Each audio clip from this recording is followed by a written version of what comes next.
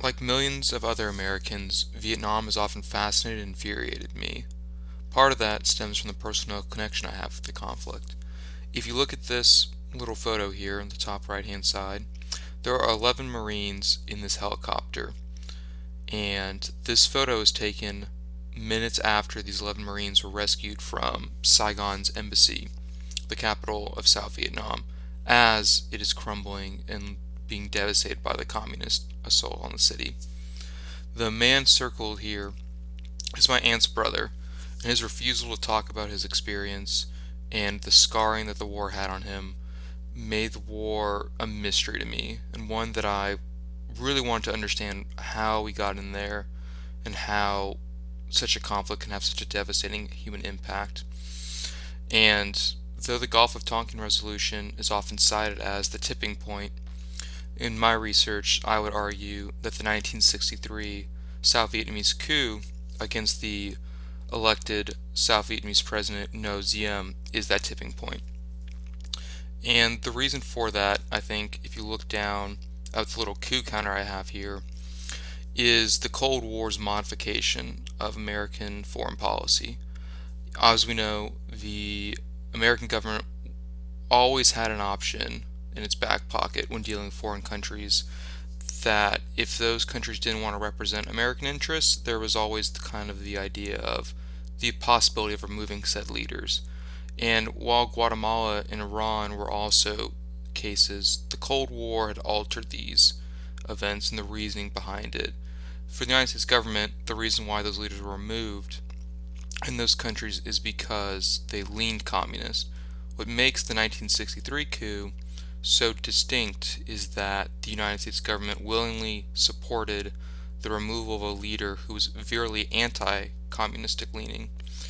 Ngo Diem despised communism, and he wanted to ensure that the United States would not get involved in what he deemed to be a Vietnamese affair. And so when its effectiveness was used up, to quote some of the proponents of the coup, as you see here, Kennedy's cabinet became heavily divided on what exactly to do with Diem as the situation in 1963 began to deteriorate. And it's really just fascinating to see who the eventual architects of the war would support. McNamara and Johnson were both very much against the coup, while most of the State Department, as you see here, was very much involved in either subverting the goals of trying to prevent a coup or just actively disengage from any conversation if it included the idea of something other than a coup possibility. And the fascination I have with this event too is also Kennedy's role. Why did he allow the State Department side of his cabinet to just dominate the conversation and eventually win him over to the side of supporting the coup, when so many, like McNamara, Johnson, and RFK, provided evidence to show that if the coup occurred, then the destruction of South Vietnam would be imminent. And some of the major sources I've used to study this event include the Pentagon Papers, the DoD's official/unofficial history of how the United States became entangled in Vietnam, the memoirs of those officials who were in the cabinet and those that opposed or were for the coup. McNamara's autobiography is incredibly useful too.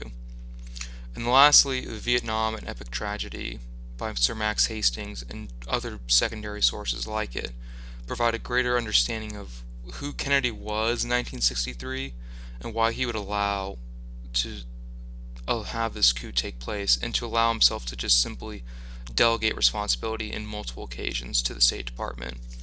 And that notion of delegation and how Kennedy, maybe as much as Johnson, is responsible for the onset of the Vietnam War, leads to why would he see Vietnam, especially South Vietnam, as so important. And these influences and forces, I think, can be kind of summarized by this quotation right here. There are just so many concessions that one can make to the communists in 1 year and survive politically. So you have the idea of re-election, you have the divided opinion Kennedy has about the American media's representation of himself and South Vietnam and the Cold War. And then you have other simple things like who Kennedy was as a person, what his views were on morality and political survival all blend together and result in this coup and the removal of an anti-communist that would eventually set the stage for America's most devastating war. So thank y'all for listening to my presentation about this fascinating topic.